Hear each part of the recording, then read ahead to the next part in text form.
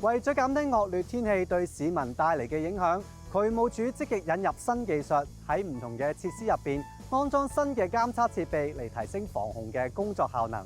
今集咧就等我帶大家睇下新系統點樣監測河水上漲，同埋係雨水渠入邊嘅水位。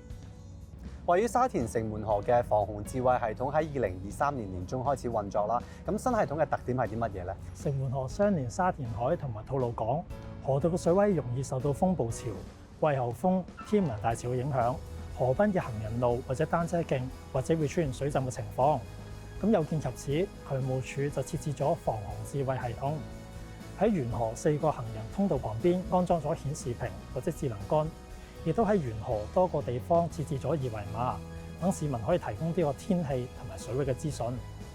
馬 Sir 啊，咁呢個設備有啲咩功用啊？呢個係我哋防洪智慧系統嘅顯示屏，咁就會顯示河道水位嘅實時數據，亦都會有天文台嘅天氣同埋水位嘅資訊，咁仲會就住河道嘅水位或者天氣變化顯示唔同嘅信息。咁呢4個模式咧就包括咗，當水位正常嘅時候咧，系統嘅顯示背景就會轉咗做藍綠色，代表河道水位低於預定嘅警報水平。當顯示保持警告嘅時候咧，系統嘅背景就會轉咗做橙色，咁就代表天氣可能會唔穩定啦。河道嘅水位或者已經上漲至接近預定嘅警報水平，市民咧呢個時候就需要保持警覺，避免接近河道啦。當顯示警告或者危險嘅時候咧，系統嘅背景就會轉咗做紅色，代表天氣惡劣。紅色或者黑色暴雨警告信號已經生效，8號以上嘅熱帶氣旋警告或者已經懸掛咗，又或者河道嘅水位已經達到或者超過咗預定嘅警報水平。呢個時候咧，市民需要避免接近河道，甚至乎需要遠離河濱去到安全嘅地方啦。另外咧，智能桿亦都備有智能鏡頭，咁就會喺危險同埋警告底下咧就會啟動。危險！水浸！請遠離河岸或隧道。咁當系統識別到有市民經過嘅時候咧，就會發出語音信息，提醒市民避免接近河道，要遠離河濱去到安全嘅地方嘅。根據以往嘅經驗，河水上漲會為市民帶嚟啲乜嘢影響啊？同埋你有冇啲乜嘢安全貼士俾到大家呢？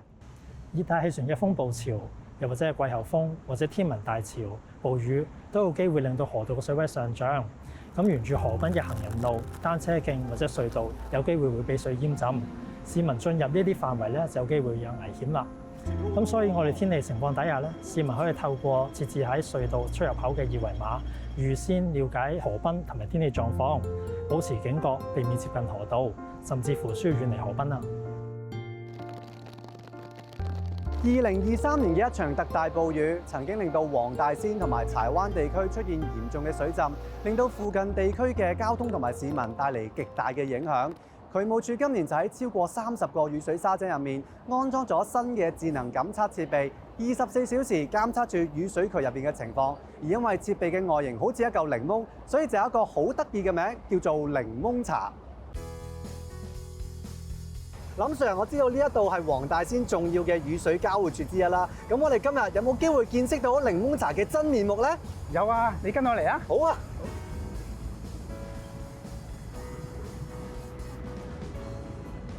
咦，林 Sir， 我見到井底入邊咧，黃色嗰嚿嘢係咪隻檸檬茶？係啊。哦，喂，但係都係有啲距離喎，林 Sir。我今日冇得拎上手，摸下個手感係點樣咧？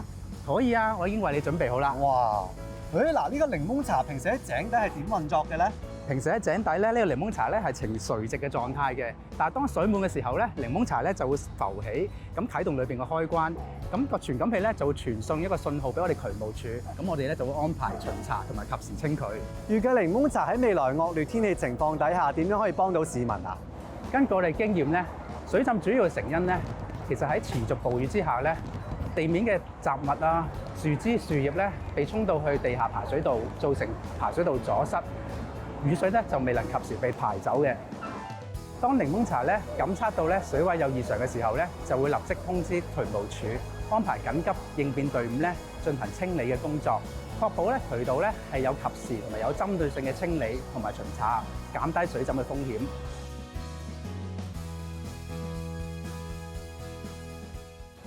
為咗避免極端天氣帶嚟嘅影響，除咗渠務署利用新科技嘅監測系統同設備之外，其實若果大家發現公共渠道出現堵塞嘅問題，亦都可以出一分力，利用電話熱線通知渠務署，以便盡快處理公共渠道出現嘅問題。